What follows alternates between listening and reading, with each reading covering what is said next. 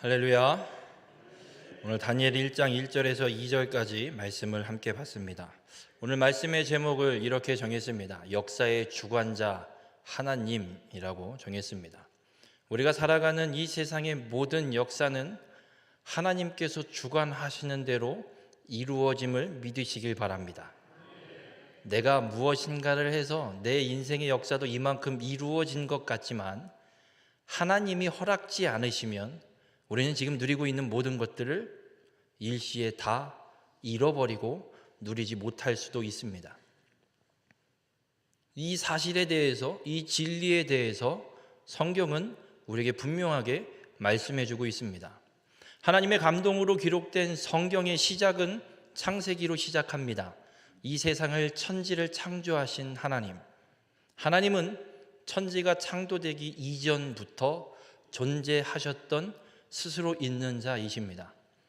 우리가 어떻게 가늠할 수도 없고 어떻게 예측할 수도 없고 예상해 볼 수도 없습니다. 하나님을 하나님이라는 이 세 글자로 칭하고 부르는 것조차 하나님을 다 설명할 수 없고 이야기할 수 없고 부를 수도 없는 것 같습니다. 그렇게 하나님께서 이 세상에 천지를 시작하신 창세기가 기록되고, 그리고 인간의 죄가 기록되고, 그 죄를 지은 인간을 구원하시기 위한 하나님의 구원 계획이 실현되기 시작합니다. 그리고 예수 그리스도께서 이 땅에 오셔서 하나님께서 창세 전에 인간이 죄를 지을 걸 아시고도 인간을 만드실 계획을 세우셨던 그 창세 이전에, 창조 이전에 구원 계획을 세우셨고, 그 구원 계획을 예수 그리스도를 통해 신실하게 성취하셨음을 복음서를 통해 하나님은 우리에게 말씀해 주고 있습니다. 그리고 성경의 맨 마지막 책 요한계시록은 마지막 세상의 종말이 어떠한지를 하나님이 우리에게, 사도 요한에게 계시로, 환상으로, 묵시로 보여주셔서 우리로 하여금 어떤 일들이 일어날지 가늠해 볼 수 있도록 말씀을 주셨습니다. 여러분, 하나님의 때에 이 세상은 종말이 찾아옵니다. 하나님의 때에 예수 그리스도는 이 땅에 반드시 다시 오셔서 하나님의 심판을, 하나님의 구원의 완성을 온전히 성취하심을 믿으시길 주님의 이름으로 축원합니다. 그리고 신약 성경의 많은 부분을 차지하고 있는 사도 바울을 비롯한 사도들의 서신서, 편지가 있습니다. 그럼 그 편지는 무엇일까? 단순히 복음을 증거하는 편지일까? 세상의 마지막 때가 되면 일어날 환난과 그 수많은 역사들을 하나님이 계시해 주시고, 그때가 오면 우리가 믿음을 어떻게 지켜야 하는지 하나님은 이 사도들의 편지를 통해서 우리에게 권면해 주시고 우리에게 말씀해 주시고 있습니다. 우리 모든 성도님들, 그래서 이 성경은 우리를 구원에 이르게 하는 지혜를 있게 하는 성경임을 믿으시길 주님의 이름으로 축원합니다. 성경 말고는 어디에서도 구원에 이르는 지혜를 얻을 수 없습니다. 사람이 가르친다고 해서 될 일도 아닙니다. 하나님께서 은혜로 계시를 주셔서 내주하시는 성령님이 역사하셔서 하나님의 구원, 성취된 이 구원의 역사를, 이 구원의 진리를 우리가 깨닫게 되고 믿게 되고, 그래서 하나님의 백성이 되고 하나님의 마지막 때에 하나님이 우리에게 예비하시고 인도하시는 영원한 하나님 나라에 들어가게 됨을 믿으시길 주님의 이름으로 축원합니다. 구약 성경에도 하나님께서 그 구원을 성취하실 그 구원의 계획을 끊임없이 선지자들을 통해서 말씀하십니다. 어떻게 구원하실지 구체적으로 이렇게 한다라고 말씀하시진 않지만 어떤 일들이 일어날지에 대한, 그리고 구원자인 메시아를 이 땅에 보내실 것에 대한 약속의 말씀을 하나님이 선지자들을 통해서 끊임없이 말씀합니다. 그렇게 이루어진 것이 하나님이 천지를 창조하시고부터 우리가 지금까지 살고 있는 지금 2023년 5월 7일까지 하나님께서 주관하시고 섭리하신 대로 이 역사가 펼쳐져서 우리가 지금 이곳에서 이렇게 모여 하나님을 예배하고 있음을 믿으시길 주님의 이름으로 축원합니다. 특별히 오늘 읽은 이 다니엘서는 하나님께서 이 세상의 모든 역사를 주관하시고 하나님의 계획과 뜻대로 그 모든 역사를 이루어 가고 계심을 우리에게 증거해 주고 있는 성경이기도 합니다. 여러분, 다니엘은 포로로 끌려가서 바벨론이 멸망하고 포로 귀환이 일어나는 바사 제국의 고레스 왕이 세워질 때까지 그 이방 땅에서 살았던 사람입니다. 다니엘은 이스라엘 민족, 이 남유다, 특별히 남유다가 포로로 끌려고 나라가 멸망하고 징계의 역사, 그리고 하나님이 다시 회복시키시는, 포로로 살다가 다시 예루살렘으로 돌아가서 예루살렘 성전을 재건하고 성벽을 재건하시는 하나님의 놀라운 회복의 역사까지 목도하고 눈으로 확인한 사람입니다. 이 다니엘이 우리에게 이 선지서를 통해서 말씀합니다. 남유다의 멸망과 포로 생활, 그리고 다시 예루살렘으로 돌아가서 회복의 모든 역사, 하나님께서 이루신 역사임을 우리에게 분명하게 증거하고 있습니다. 우리 모든 성도님들, 다니엘서를 통해서 역사를 주관하시는 하나님을 만나시길 주님의 이름으로 축원합니다. 저는 주일 예배가 허락되는 한 해 이 다니엘서를 차곡차곡 읽어가면서 하나님께서 이 역사를 어떻게 이루어 가시는지, 그리고 그 역사를 이루어 가시는 상황에 다니엘을 어떻게 사용하시는지, 그래서 마지막 때가 다가오고 있는 이 시대에 우리는 어떻게 믿음을 지켜가고 하나님의 역사를 이루어가는 일에 쓰임받는 삶을 살아야 되는지 이 말씀을 통해 깨닫기를 원합니다. 그래서 우리 모든 성도님들이 하나님께서 주관하시는 역사를 성취하는 일에 다니엘과 같이 쓰임받는 귀한 축복의 삶이 되시길 주님의 이름으로 축원합니다. 다니엘서의 연대기를 좀 도표로 한번 보여드리겠습니다. 다니엘서를 보시면 다니엘이 포로로 끌려가는데, 남유다가 포로로 끌려가는데 3번에 걸쳐서 끌려갑니다. 여호야김이라는 사람이 왕이 되어서, 남유다의 왕이 되어서 통치하고 있을 때 바벨론의 느부갓네살 왕이 세워지고, 이 느부갓네살이 아수르 제국이 통치하고 있던 지역을 점령하고, 그리고 어디를 넘보냐면 애굽, 이집트 땅을 넘봅니다. 그래서 애굽을 가서 공격하고 돌아가다가 예루살렘이 보입니다. 유다 땅이 보입니다. 여기를 칩니다.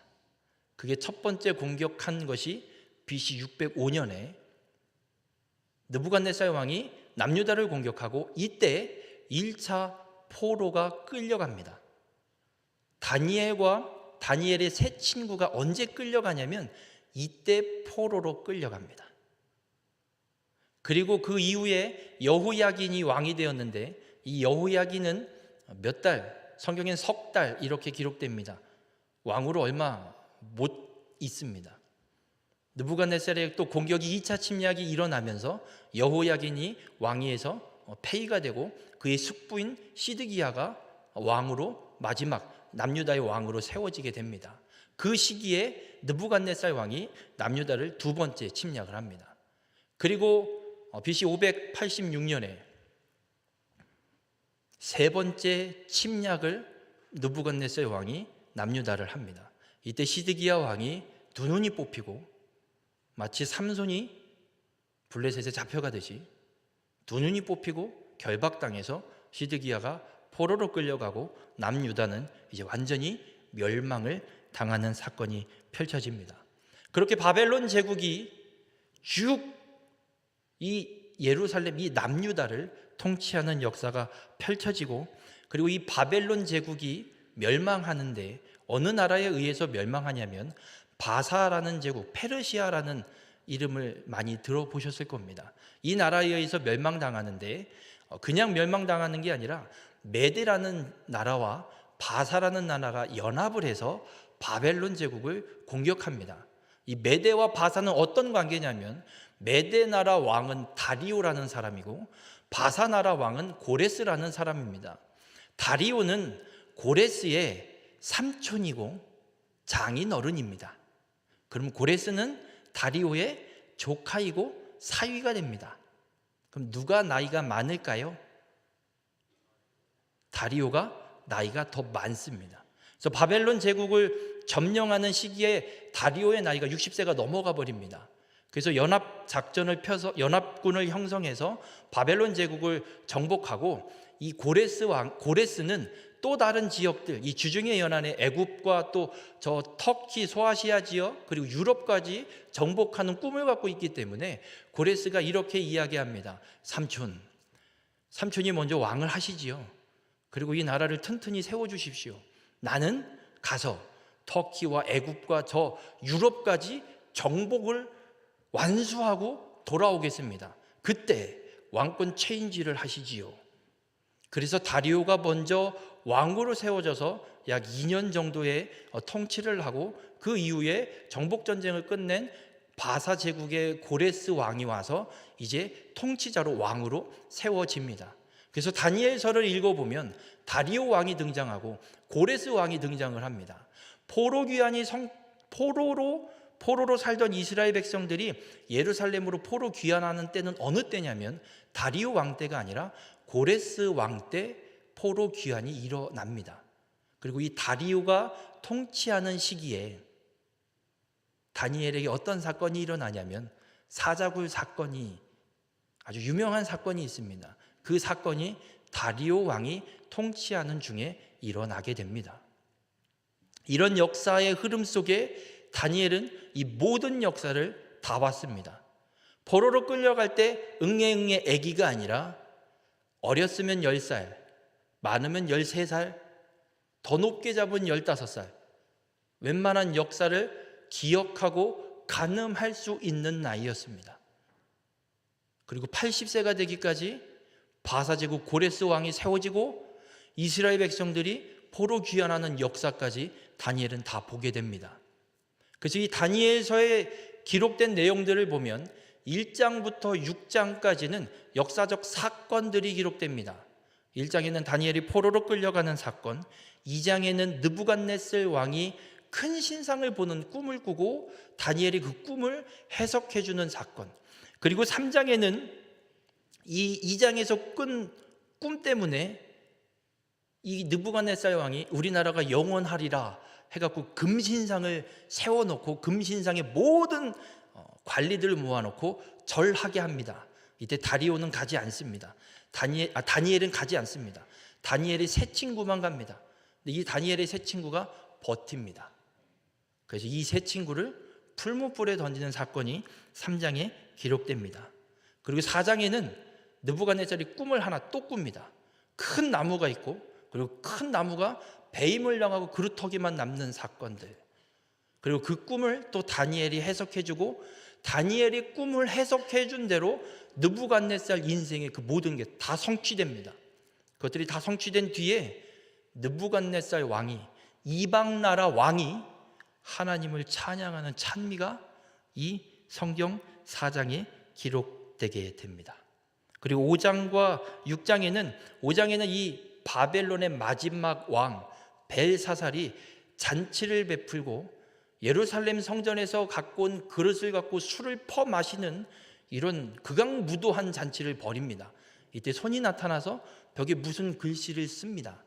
이 글씨를 또 다니엘이 해석해 주는 역사가 5장에 기록되어 있고, 6장에는 이제 다리오가 이제 메데 바사 연합군이 바벨론을 점령하고 나서 다리오가 나라를 통치하는데 어떤 일을 펼치냐면 총리를 셋을 세워서 이 바사 제국의 모든 지역을 세 등분하고 각 관리들을 세우고 총리 셋이 나누어져 있는 세 지역을 관리하게 합니다.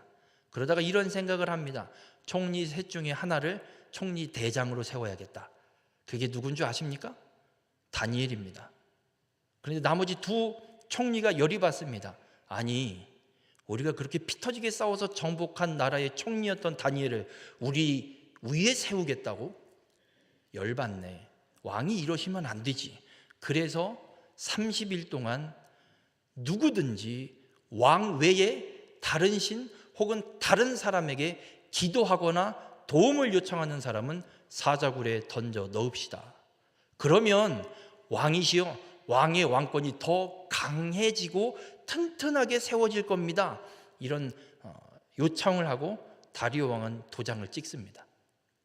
다니엘은 역시나 기도합니다. 그래서 사자굴에 던져지는 사건이 이 6장에 기록되게 됩니다. 7장부터는 다니엘이 보게 되는 환상에 대한 이야기들이 펼쳐집니다.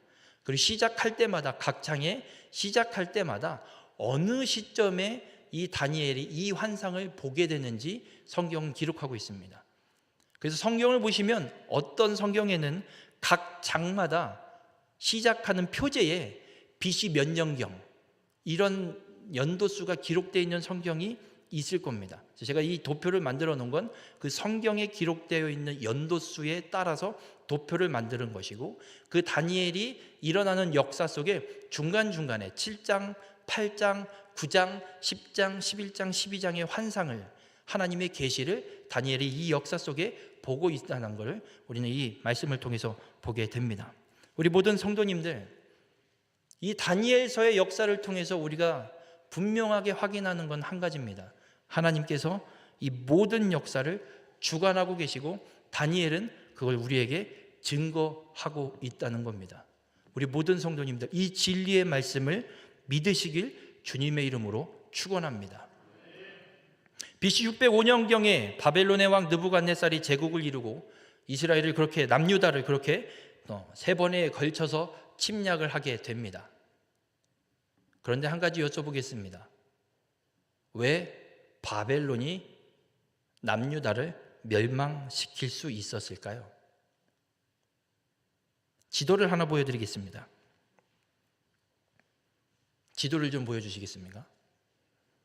여러분, 저 중간에 보이는 황토색, 저게 바벨론 제국이 다스리는 땅입니다.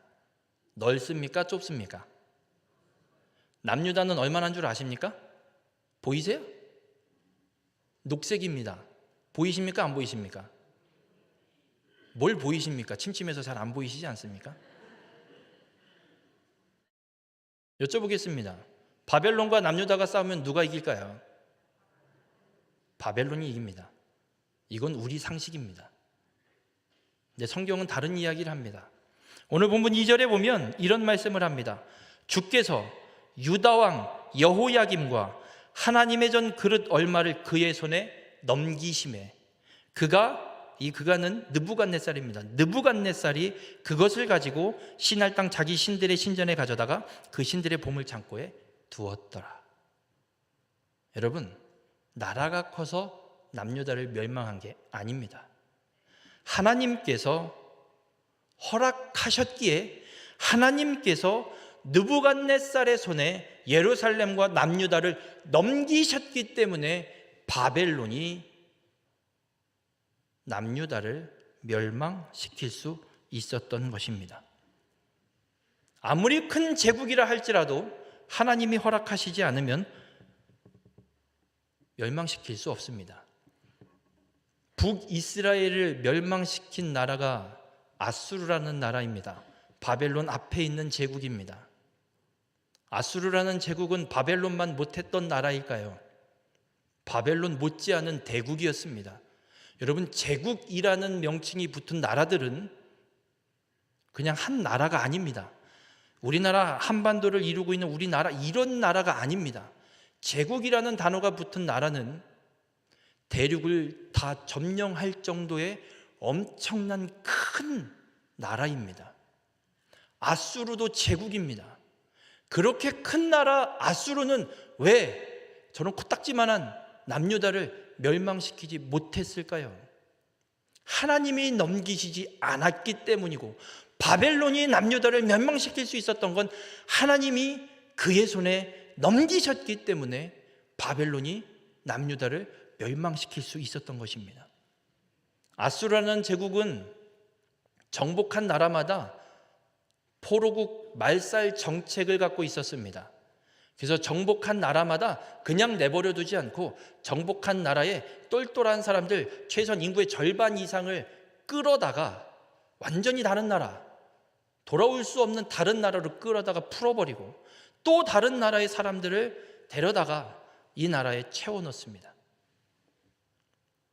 북이스라엘의 수도였던 사마리아도 그런 일이 일어납니다. 아수르가 정복하고 북이스라엘의 사마리아의 백성들의 절반을 떼어다가 다른 나라로 보내버리고 다른 나라의 사람들을 데려다가 사마리아에 채워넣습니다. 그래서 유다 백성들이 사마리아인들을 상종하지 않는 이유, 이 아수르 제국의 포로 말살 정책 때문에 혼혈 민족이 되어버려서 하나님이 약속하시는 이 구원을 성취하는 일에 그 약속을 지킬 수 없는 민족이 되었기 때문에, 혼혈 민족이 되어서 거룩성을 잃어버렸기 때문에 남유다 백성들이 사마리아인들을 그렇게 이방인 취급하고 개 취급하는 이유가 거기에 있습니다. 그래서 하나님이 아수르 제국을 이 남유다를 멸망시키는 일에 사용하지 않으십니다. 바벨론을 하나님이 사용하십니다. 그래서 바벨론이 남유다를 멸망시킬 수 있었던 것입니다. 우리 모든 성도님들, 나라가 크다고 모든 일들을 이루어가는 거 아닙니다. 지금 이 세계의 정세들이 펼쳐지고 있는 역사, 하나님이 허락하지 않으시면 이루어질 수 없는 일들입니다. 어떻게 이런 일이 일어날 수 있어? 러시아랑 우크라이나가 왜 전쟁을 해? 하나님이 허락하셨기에 일어난 일임을 믿으시길 바랍니다. 세계의 역사들만 하나님이 섭리하시는 것이 아닙니다. 여러분 한 사람 한 사람의 인생의 역사 또한 하나님께서 주관하심을 믿으시길 바랍니다. 왜 내 삶, 내 가정은 이럴까? 왜 우리 집에, 우리 가정에 누군가가 이런 몹쓸 병에 걸려서 이런 힘든 일을 겪게 하실까? 그렇게 간절히 기도하는데 왜 하나님 이 암을 고쳐주지 않으시고 왜 우리 부모님은 데려가시는 겁니까? 왜 내가 하는 사업은 하는 족족 다 망해버립니까? 왜 내 삶의 터전은 뭐 하나 제대로 되는 게 하나 없습니까? 왜 하나님 우리 자식들은 하나같이 다 속만 썩입니까? 여러분, 여러분의 삶에 펼쳐져 있는 인생의 모든 역사 하나님이 주관하고 계심을 믿으시길 바랍니다. 하나님이 허락지 않으시면 죽을 병에 걸려도 죽지 않습니다. 하나님이 허락하시면 아무리 건강해도 어느 날 그 생명을 취해 가십니다. 우리 인생의 역사는 하나님이 주관하심을 믿으시길 바랍니다.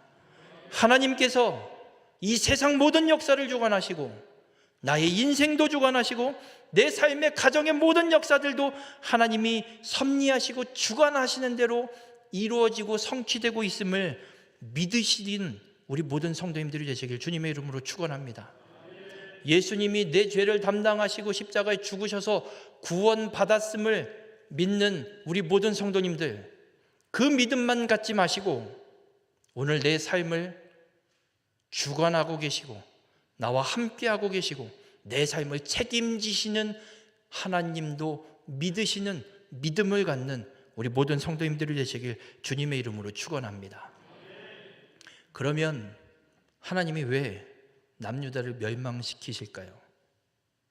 하나님께서 창세전에 세우신 구원 계획을 이 남유다를 통해서, 이 유다 지파를 통해서 성취하신다고 말씀하셨는데 왜 나라를 멸망시키십니까? 왜 시키십니까? 무엇 때문에? 끊임없이 하나님이 지키시고 보호하셔서 하나님의 구원 계획을 신실하게 성취하셔야지 왜 나라를 멸망시키십니까? 하나님이 멸망시키시는 이유가 있습니다.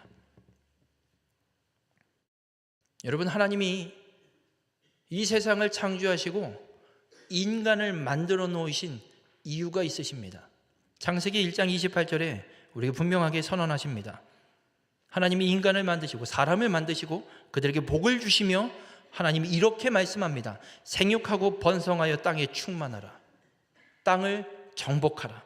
바다의 물고기와 하늘의 새와 땅에 움직이는 모든 생물을 다스리라. 하나님이 사람을 만드신 이유는 여기에 있습니다.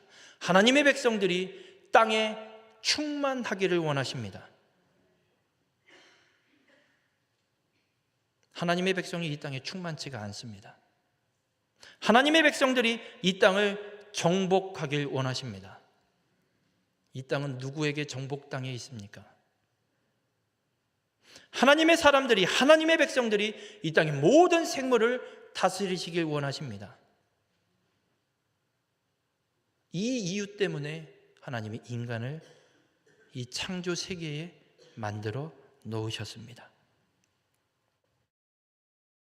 그런데 놀랍게도 하나님이 창조하시기 전에 하나님이 인간을 이 복을 줘서 만들어 놓으면, 창조해 놓으면 하나님의 형상대로 창조되었기에 자유의지를 갖고 있어서 인간이 분명 내 말대로 안 하고 죄를 지을 건데 하나님은 아십니다.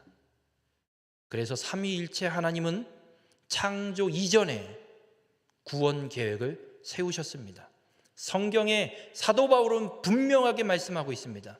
창세전에 예정하사, 창세전에 이 우주 만물을 창조하기도 전에 하나님은 인간이 죄를 지으면 죄를 지은 그 인간을 구원하실 계획을 세우셨습니다.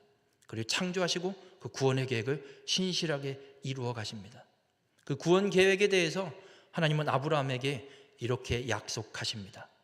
그 구원을 성취하기 위해 구원자를 이 땅에 보내셔서 십자가에 죽이시고 영원한 화목제사를, 그 영원히 단 한 번의 대속제사를 이루기 위해 메시아를 보낼 통로로 아브라함을 부르셔서 너로 큰 민족을 이루고 너에게 땅을 주고 너로 말미암아 땅의 모든 족속이 복을 얻게 하리라 약속하시고 그 약속을 성취하십니다.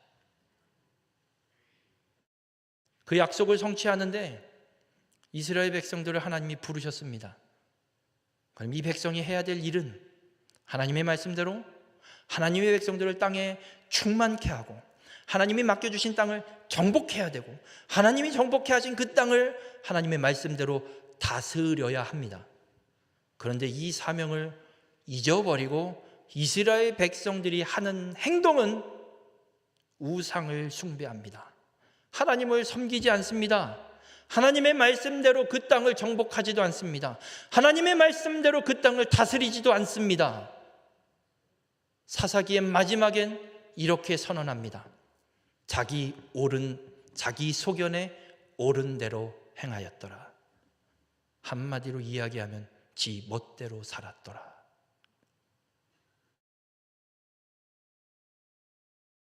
그래서 하나님은 선지자를 보냅니다. 너에게 주어진 사명이 무엇인지 잊어버렸느냐? 너에게 주어진 사명이 이런 것이다. 너희들이 예배할 분은 하나님이다. 너희들이 해야 될 일은 이 일이다. 그러니 우상 숭배 버리고 우상도 버리고 하나님께로 돌아서라.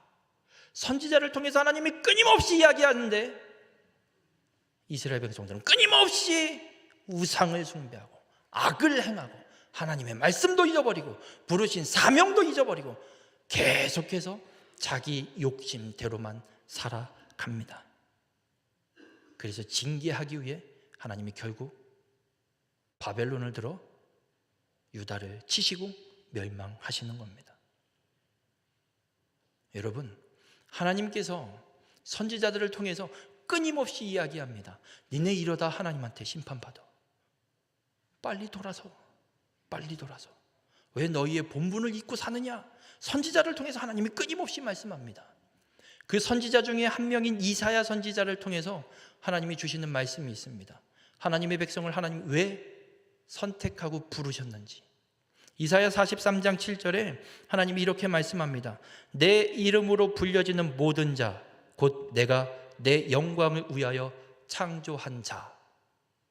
하나님의 백성을 만드시고 부르시고 번성케 하시고 땅에 충만케 하고 땅을 정복하게 하신 이유는 하나님의 영광을 위해서.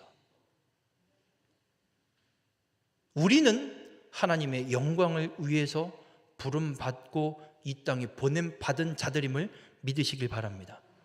그럼 하나님의 영광을 어떻게 하면 나타내고 돌려드리고 드릴 수 있는가? 이사야 43장 10절에 하나님이 이어서 이렇게 말씀합니다. 나 여호와가 말하노라 너희는 나의 증인. 하나님의 증인, 구원을 성취하셔서 이 땅을 하나님의 나라로 다시 회복시키시는 그 구원을 성취하시는 하나님을 증거하는 증인. 이스라엘 백성들이 하나님의 영광을 위해 살지 않고 하나님을 예배하지도 않습니다. 하나님이 또 이사야 43장 21절에 말씀합니다. 이 백성은 내가 나를 위하여 지었나니 나를 찬송하게 하려 함이라. 하나님을 찬송하도록 이스라엘 백성을 하나님이 부르셨습니다. 우리가 하나님을 예배하도록 하나님이 우리를 부르셨습니다. 그런데 하나님도 섬기지 않고 하나님을 예배하지도 않고 자기 욕심대로 자기 멋대로 이 땅에서 살아가니 하나님의 영광이 드러나지 않습니다. 하나님이 선지자를 통해 이스라엘 백성들을 향해 끊임없이 외칩니다. 하나님을 예배하고 하나님을 섬기는 자, 하나님만 찬송하는 자, 이 땅을 창조하시고 우리를 구원하실 유일한 구원자, 창조주 그 하나님을 이 땅에 증거하며 살아가야 되는데 그 삶을 살지 않으니 하나님의 영광이 드러나지도 않고 구원자 하나님이 증거되지도 않으니 하나님이 이스라엘 백성들을, 남유다를 치셔서 바벨론을 도구로 몽둥이로 들고 유다를 치셔서 다시 돌이키시는 겁니다. 하나님은 너무 많이 참으셨습니다. 참다 도저히 안 되겠어서 치십니다. 그리고 다시 회복시키시고 하나님의 구원 역사를 성취해 가심을 우리는 역사를 통해 깨닫게 됩니다. 우리 모든 성도님들, 우리도 동일한 사명이 주어져 있습니다. 하나님은 우리의 찬송을 받으시길 원하십니다. 우리의 예배를 받으시길 원하십니다. 주일이라서 이 자리에 나오는 것이 아니라 하나님이 나의 예배를 받으시길 원하시기 때문에 우리는 이 예배 자리에 나오는 것입니다. 우리 모든 성도님들, 우리가 온전한 예배를 하나님 앞에 올려드릴 때 하나님이 영광 받으십니다. 우리가 온전한 예배의 삶을 살아갈 때 우리의 그 믿음의 삶을 통해 세상의 사람들이 구원자 예수 그리스도를 보게 되고 깨닫게 됩니다. 믿으시길 바랍니다. 그 믿음을 갖고 온전한 예배를 하나님 앞에 드리는 자가 되시길 주님의 이름으로 축원합니다. 사도 바울은 에베소서 4장 9절에서 이런 말씀을 선언합니다. 새 번역 성경으로 읽어드리겠습니다. 만물을 창조하신 하나님 안에 영원전부터 감추어져 있는 비밀의 계획, 하나님이 계획하신 구원의 계획을 이야기합니다. 이 비밀의 계획이 무엇인지를 모두에게 밝히게 하셨습니다. 그리스도의 몸된 교회, 에베소 교회를 향해서 이방인인 이들이 복음을 듣고 구원받은 하나님의 백성, 그리스도의 몸된 교회가 된 이들을 향해서 사도 바울이 선언합니다. 하나님이 당신들을 복음을 들어 구원하신 이유, 여러분을 그들을 복음으로 그리스도의 몸된 지체가 되게 한 이유, 그들의 삶을 통해 이 세상의 모든 만물들이 하나님의 구원 계획이 무엇인지를 밝히 보이기 위해서, 알게 하기 위해서 하나님 복음을 전해 그들이 구원받게 하셨다 말씀합니다. 우리 모든 성도님들, 여러분이 구원받으신 이유 하나님의 은혜입니다. 거기에 하나님이 여러분을 불러 이곳에 모이게 하신 이유, 이 땅에, 이 지역에 영원전부터, 창세전부터 하나님이 계획하신 이 구원의 계획을 이 횡성 땅에 모두 밝히 알게 하기 위해서 여러분을 하나님이 구원하시고 부르시고 그리스도의 몸된 교회가 되게 하신 줄 믿으시길 주님의 이름으로 축원합니다. 하나님이 이 일을 성취하기 위해서 아직도 하나님을 온전히 깨닫지 못하고 예배하지 못하고 끊임없이 우상을 숭배하고 자기 욕심대로 자기 소견에 오른 대로 제멋대로 살아가고 있는 유다를 깨닫게 하려고 징계하시려고 바벨론을 도구로 하나님이 치셔서 유다를 멸망하게 하신 겁니다. 여러분의 삶에 혹여나 유다가 멸망당하는 것과 같은 환난과 역경이 혹여라도 닥치셨습니까? 하나님 앞에 신실하게 나가보십시오. 하나님, 내가 무슨 죄를 짓고 있습니까? 혹은 하나님, 내가 하나님을 온전히 예배하지 못하고 있습니까? 내 삶이 하나님의 영광을 가리고 있습니까? 하나님 앞에 물으십시오. 하나님이 깨닫게 하실 줄 믿습니다. 그리고 간구하시고 회개하시고 돌이키면 하나님께서 놀라운 회복의 역사를 이스라엘, 이 유다에게 이루어셨던 것처럼 우리의 삶에도 이루실 줄 믿습니다. 하나님은 오늘 우리에게 말씀합니다. 하나님을 예배하라고 말씀합니다. 하나님을 찬송하라고. 예수 그리스도를 믿어 구원받은 하나님의 백성으로서의 그리스도의 몸된 교회로서의 삶을 온전히 살아가서 하나님의 영광을 드러내고 그 구원의 진리를 이 세상 가운데 모두 밝히 알도록 그 믿음의 삶을 살아가라고 하나님 우리에게 말씀하고 있습니다. 그 모든 역사를 하나님이 이루시고 성취하십니다. 우리 모든 성도님들 다니엘을 통해 깨닫는 것처럼 우리의 삶을 하나님이 주관하고 계심을 분명히 믿으시고 하나님을 온전히 예배함으로 하나님을 찬송하는 예배의 삶을, 믿음의 삶을, 그리스도의 몸된 지체의 교회의 삶을 온전히 살아내므로 이 횡성 땅 안에 구원받는 복음을 모두가 밝히 알게 하는 일에 온전히 쓰임받아 하나님의 역사를 성취하는 우리 모든 성도님들이 되시길 주님의 이름으로 축원합니다. 기도하시겠습니다. 역사를 주관하시는 하나님, 오늘 말씀을 통해 깨닫게 하시니 감사를 드립니다. 하나님의 말씀대로 살지 않는 우리의 삶에 하나님이 징계하심을 분명히 깨닫습니다. 그러나 그 징계는 멸망이 아니라 우리를 회개하여 돌이키게 하여서 하나님께서 계획하신 역사를 성취하기 위한 하나님의 은혜임을 깨닫사오니 하나님께서 우리를 보내시고 부르신 이 사명, 하나님을 예배하는 삶, 하나님을 찬송하는 삶, 구원받은 그리스도의 몸된 교회의 지체가 된 믿음의 삶을 온전히 살아내는 이 사명 감당케 하여 주시옵소서. 그래서 이 땅 가운데 우리를 구원하신 창세전에 세우신 하나님의 구원의 계획을 모두가 밝히 알도록 이 믿음의 삶을, 이 사명을 온전히 감당하는 우리 모두가 될 수 있도록 주님 함께하여 주시옵소서. 우리의 힘으로는 할 수 없사오니 오늘도 하나님의 말씀을 의지하며 간절히 간구하여 부르짖사오니 우리의 삶에 간섭하시고 섭리하셔서 주의 말씀대로 그 사명을 감당하는, 그래서 하나님의 역사를 성취하는 귀한 삶이 될 수 있도록 주님 함께하여 주시옵소서. 이 모든 말씀 예수님의 이름으로 기도드렸습니다. 아멘.